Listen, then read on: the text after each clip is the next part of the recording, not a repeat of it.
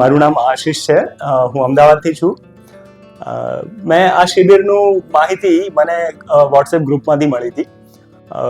મેં વાંચ્યું કે 56મી શિબિર છે, તો મને વિચાર્યું કે 56 શિબિર જે સંસ્થાએ કરી છે તો 55 શિબિર મતલબ કરી તો કંઈક તો હશે.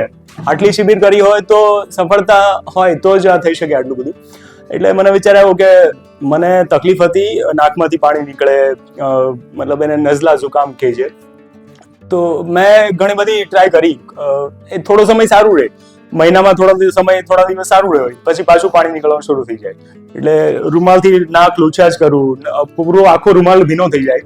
આટલી તકલીફ હતી.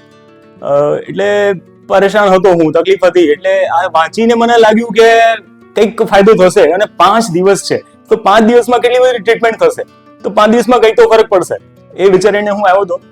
અને જે વિચાર્યું હતું એના કરતાં પણ વધારે ફાયદો થયો, એના કરતાં પણ વધારે મને મળ્યું. ખાસ કરીને બધાનો સહયોગ, જે બધી હેલ્પ કરી છે અને જે બધી ટ્રીટમેન્ટ થઈ છે, અદ્ભુત.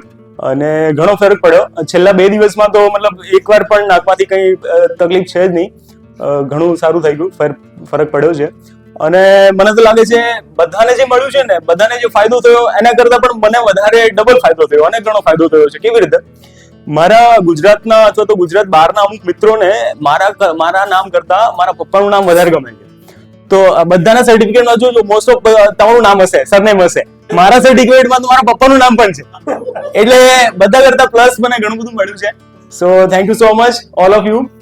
આભાર.